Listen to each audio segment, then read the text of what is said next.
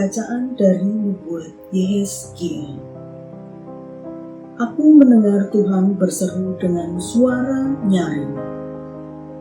Majulah kemari, hai para penghukum Yerusalem. Bawalah masing-masing alat pemusnah. Dan lihat, 6 orang pria datang dari jurusan pintu gerbang atas yang menghadap ke utara, masing-masing dengan alat pemukul di tangannya. Seorang di antara mereka berpakaian lenan, dan di sisinya terdapat suatu alat tulis. Mereka ini masuk dan berdiri di samping mezbah tembakau. Pada saat itu kemuliaan Allah Israel sudah terangkat dari atas keruk tempatnya semula ke atas ambang pintu bait suci. Allah memanggil orang yang berpakaian lenan yang mempunyai alat tulis di sisinya. Lalu Tuhan bersabda kepadanya, "Berjalanlah dari tengah-tengah kota Yerusalem dan tulislah huruf T pada dahi orang-orang yang berkeluh kesah karena segala perbuatan keji yang terjadi di sana." Dan kepada yang lain aku mendengar Tuhan berkata, "Ikutilah dia dari belakang melintasi kota itu, dan pukullah sampai mati. Janganlah merasa sayang dan jangan kenal belas kasihan.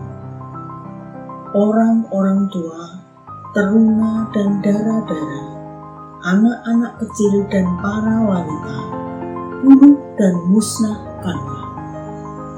Tetapi semua orang yang ditandai huruf T, jangan kalian sentuh. Dan mulailah dari tempat kudusku." Maka mulailah mereka dengan tua-tua yang berada di depan bait suci. Kemudian ia bersabda kepada mereka, "Najiskanlah bait suci itu, dan penuhilah pelatarannya dengan orang-orang yang terbunuh. Ayo pergilah." Mereka pergi keluar dan memukuli orang-orang sampai mati di dalam kota. Lalu kemuliaan Tuhan pergi dari ambang pintu bait suci dan hinggap di atas keruk-keruk. Keruk-keruk itu mengangkat sayap mereka dan mereka pergi. Aku melihat mereka naik dari tanah dan roda-rodanya bersama dengan mereka.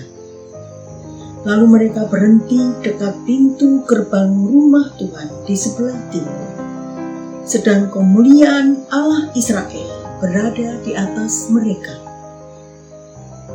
Itulah makhluk-makhluk hidup yang dahulu kulihat di bawah Allah Israel di tepi sungai Kebar. Dan aku mengerti bahwa mereka adalah keruk-keruk. Masing-masing mempunyai 4 muka dan 4 sayap. Dan di bawah sayap mereka ada bagian yang berbentuk tangan manusia. Kelihatannya muka mereka serupa dengan makhluk-makhluk yang kulihat di tepi sungai Kebar. Masing-masing berjalan lurus ke depan. Demikian sabda Tuhan.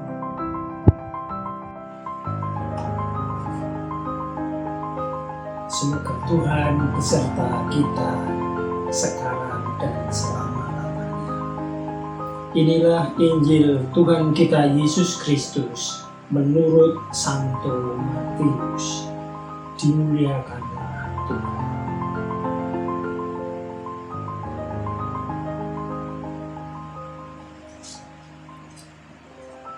Sekali peristiwa, Yesus bersabda kepada para murid-Nya,